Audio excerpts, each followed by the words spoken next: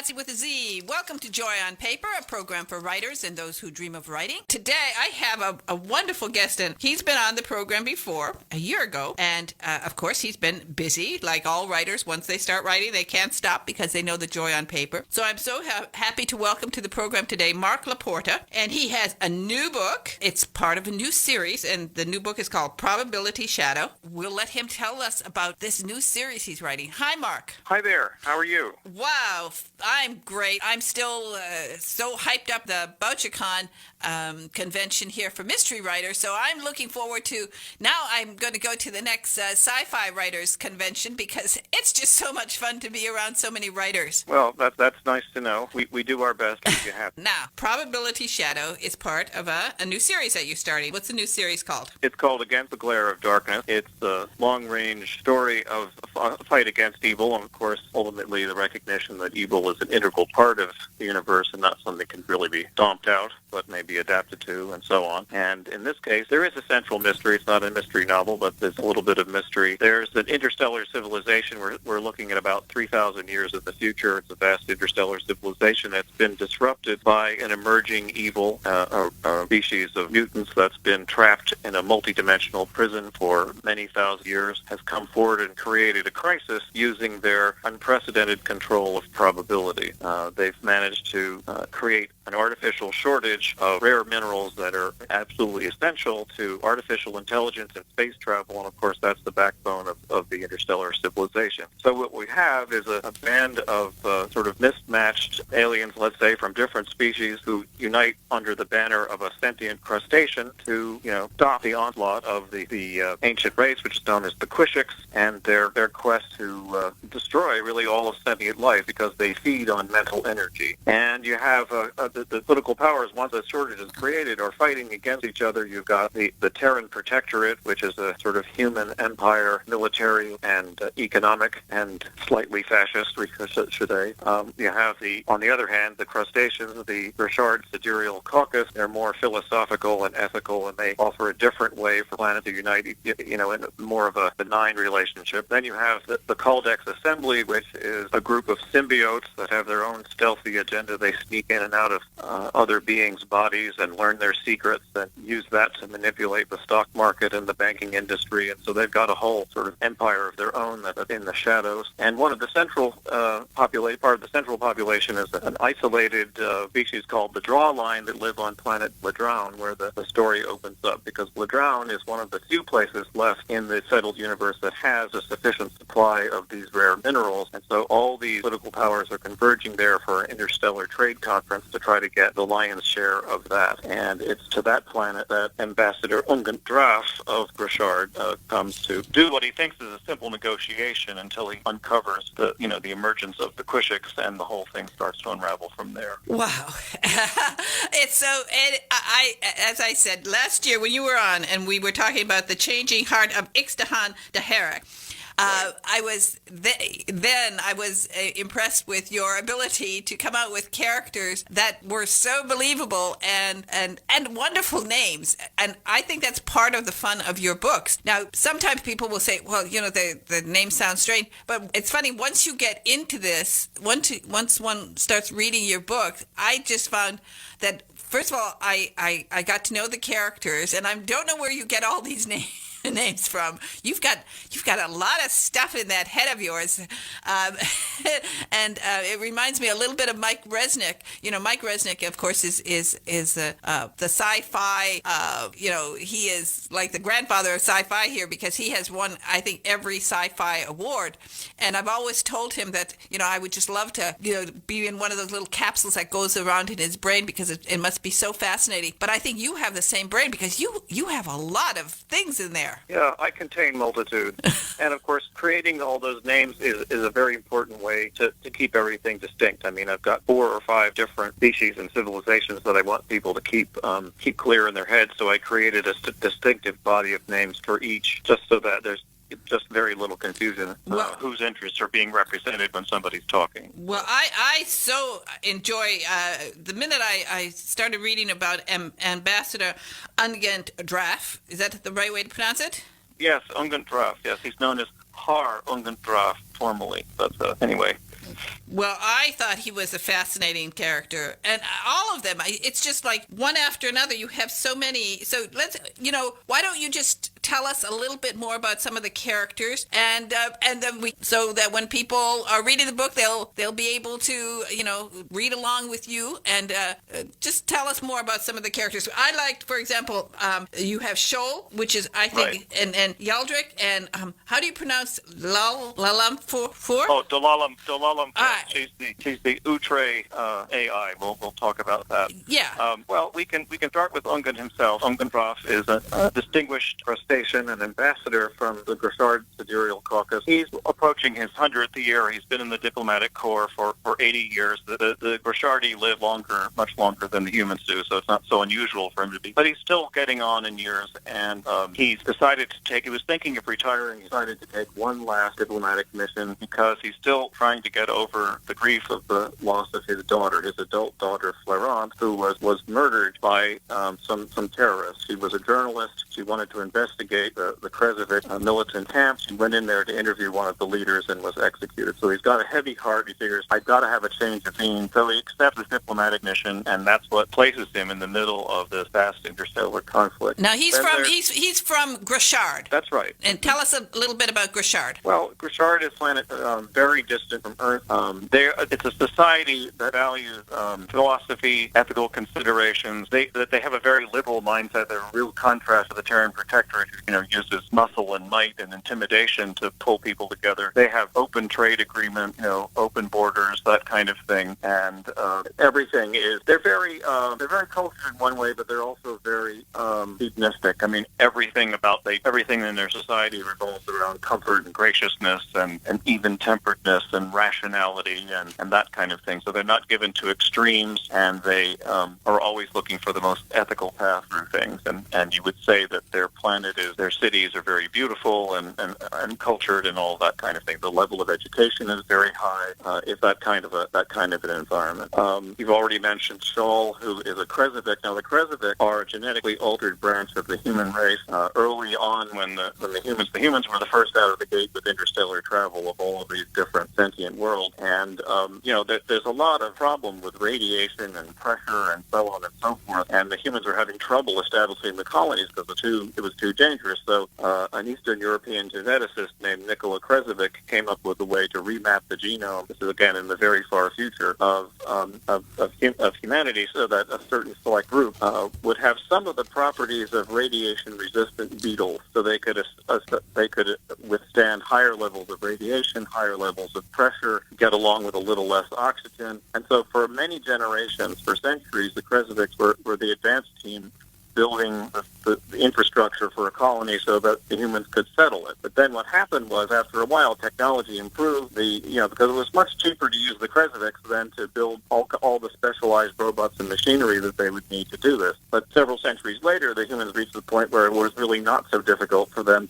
or expensive to build the robotics that they needed, and the Kresovics became obsolete. And there were already a lot of people who thought, well, why do we want these scummy mutants around anyway? Because they look different. They have slightly greenish skin. They have an elongated skull. They have hair that's very different from human hair.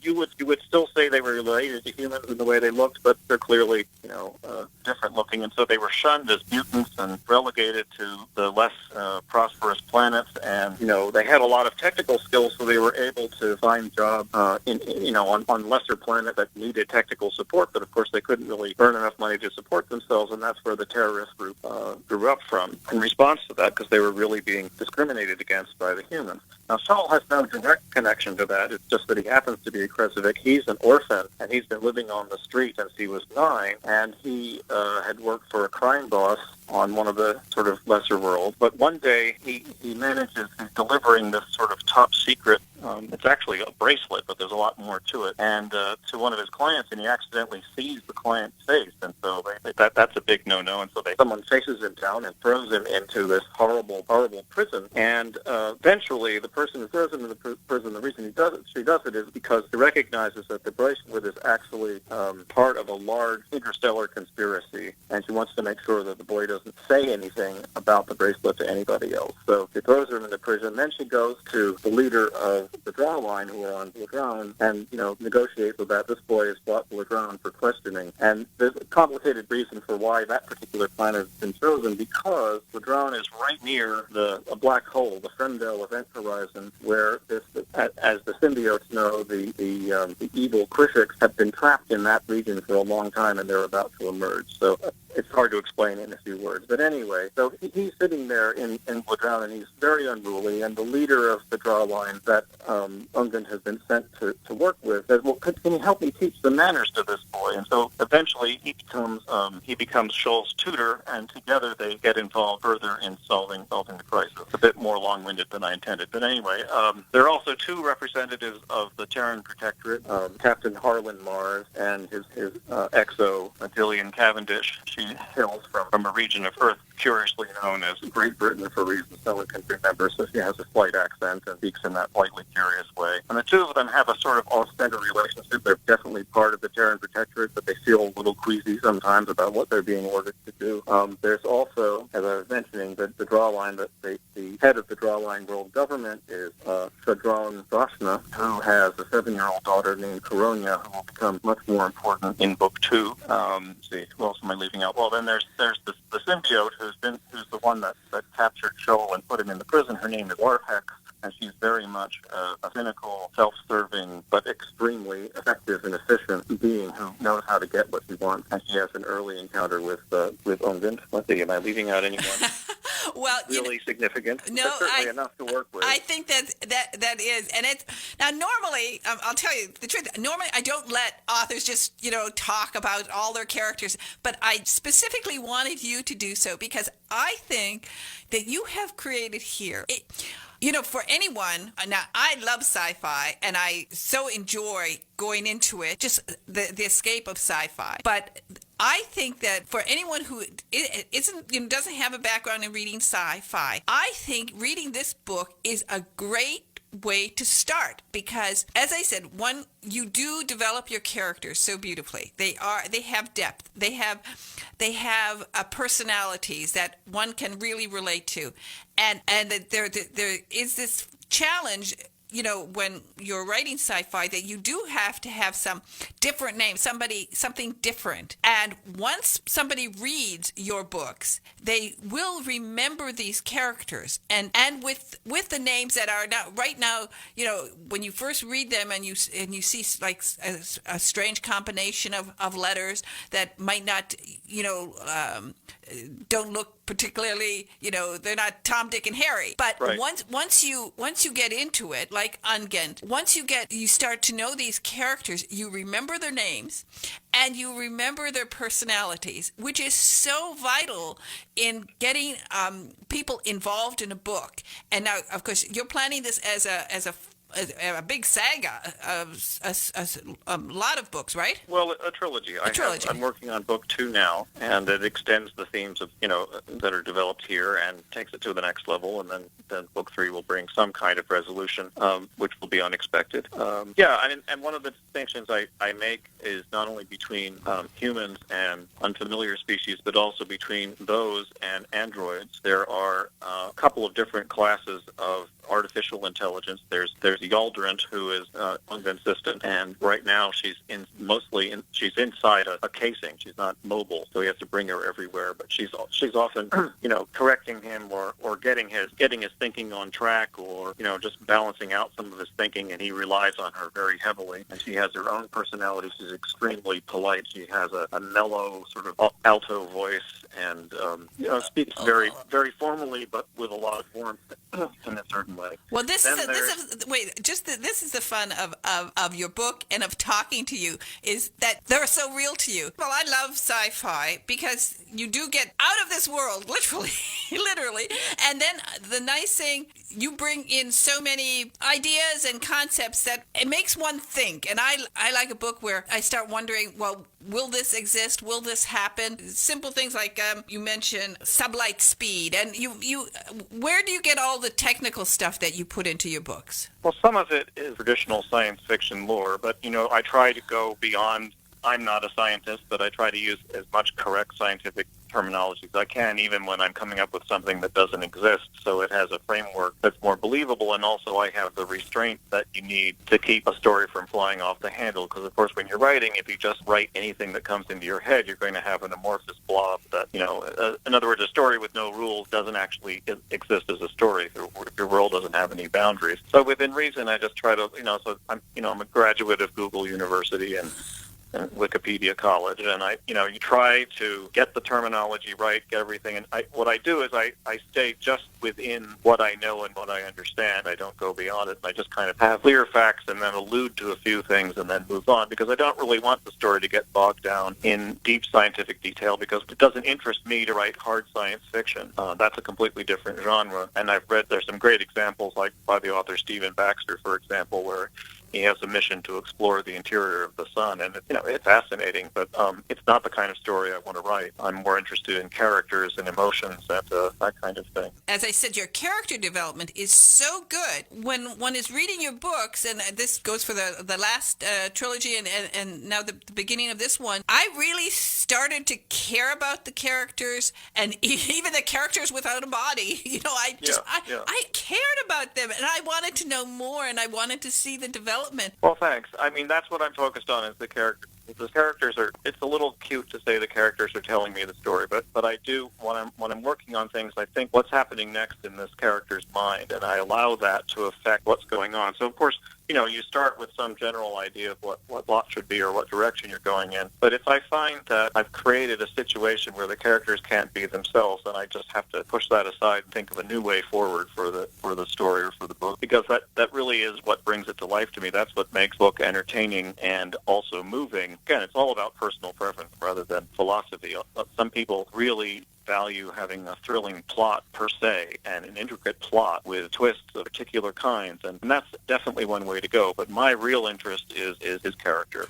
Now, you mentioned that you're not a scientist. What's your background? Well, I mean, I do have a little bit of science in the background, in the sense that my father was a research chemist. He worked in rubbers and plastics, and I have had a brother who was a programmer. So I grew up kind of in a scientific background, and I'm very interested in that. But I've spent most of my life in the arts, and I've earned my living for many years in advertising as a copywriter. I also studied music for many years, and I still write music. And most of my impetus to write books comes from just an artist's observation, because an artist is an observer first and foremost, I think. And I think if the characters have that kind of depth, because I've always been observing and making notes of, not really so consciously, but I absorb easily different types of people, different situations, and of course on the world stage to use as a model for, a book about interstellar intrigue, but that helps a lot. There's a lot of material there to draw from. Were you always interested in sci-fi? Yeah, I was always fascinated. Well, I was always fascinated by a couple of things. One was astronomy. I never had the patience to be a scientist. I mean, you really have to love details and data, and I appreciate that and I value it, but I don't have the patience for it in some ways. But I was also interested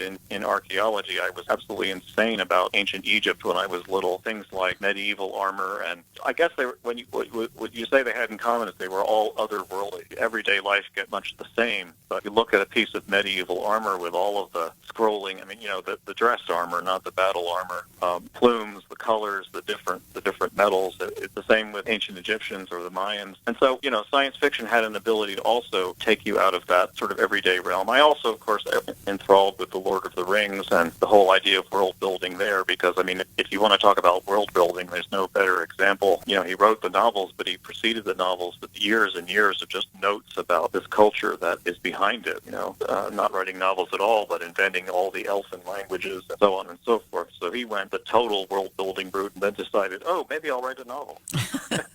It was almost like it was an afterthought. I mean, I may not have that exactly right, but that's the way it seems sometimes. That was doing all of this because he was a language scholar who was doing all this in his spare time, and then said, I could make a novel out of this. So that's my answer, that there are all those different influences.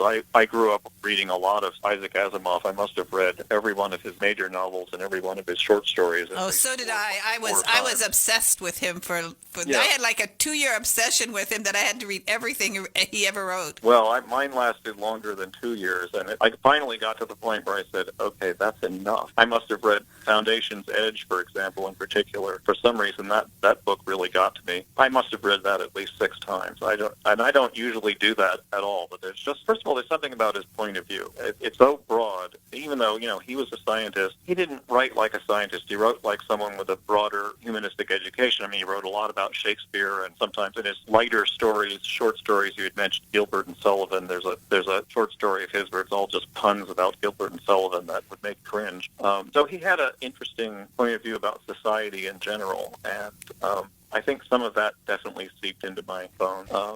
In some ways, it isn't necessarily science fiction. It was just the mind of a particular person that happened to be writing in this medium. But I've also, when I did try to write, it took me many years to get to the point where I felt like I'd found my voice and I had the courage to actually say, yes, I can write a novel. I'd write shorter things, but I always felt I could write my more characteristic. The stuff that was really coming from the best place was stuff that involved some element of fantasy or science fiction or otherworldly element, because that's what would get me excited. I'd respond to the fact that it wasn't the everyday thing, domestic disputes or car accidents or whatever. I think your books are so enjoyable. For people who have not read sci-fi, this is a good book, I think, to start, because there's something very reassuring. I'm not sure if that's the right word, but there's something in their kind of hopefulness. Although there are all sorts of problems in the future, and we have all these society's problems are reflected in your book, but right.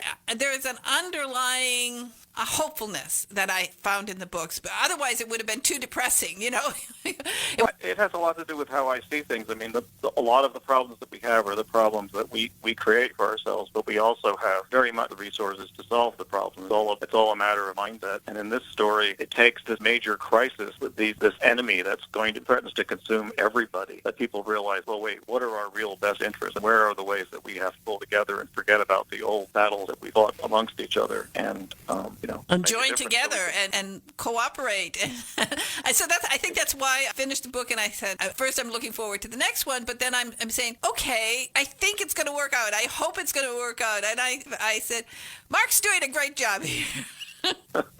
I wanted to mention also that you are published by Chickadee Prince, and they are a wonderful little publishing house. Chickadee Prince Books, it's a small press based in Brooklyn, and they publish not just science fiction. There is another science fiction writer, Stephen Druckmann, but there's also literary fiction, so it's a very wide range. What I love about them is they're so enthusiastic about their authors. Publishers come to me and say, so I want to thank Chickadee Prince. I want to thank you so much, Mark. You don't write to be famous. You don't write to get published even. You write to write, and you write to tell the story in the most authentic way that you can. And if you do that and you stay true to yourself and you keep developing your craft, mostly by work, the main thing is to just keep going with it. Then the work will start to glow in some way. It'll start to resonate with other people, and you might end up getting a nice interview from Patzi Gil someday, and that'll be quite an early pinnacle in your career, and that'll be very useful to you. It's all just writing because it means something to you. What I get out of the writing is so much more than if I were to win an award, or sure, I'd love to make $1 billion off this book and have it made into a movie and all that other stuff. I'm not saying I don't, but that's not what's driving me to do it. I've got stuff to say, and I finally found a way to say it, and now it's coming out through these books, and it just feels great. I think you say it beautifully, and the new book is a space opera for adults, and it's called Probability Shadow, the first book in the new trilogy, Against the Glare of Darkness, and it's available wherever books are sold. And you can go to chickadeeprince.com to get more information about the book. I also have a Facebook page that's called Heart of Earth, the science fiction website. You can find that, and there I publish short fiction on a regular basis that's unrelated to any of the novels, although you can find links to my novels and a recording of me reading the first chapter of Heart of Earth. Again, Mark, I want to thank you so much for joining me today on Joy on Paper. And again, thank you so much for giving me a wonderful read, because I really enjoyed it. Well, thanks so much, Patsy, and thanks for having your show. And it's really great to have the support. Talk to you next year. All right, take care. Bye. Bye-bye. Okay, well, he is, as I said, he's a great guy. You will enjoy this book. Okay, bye-bye now.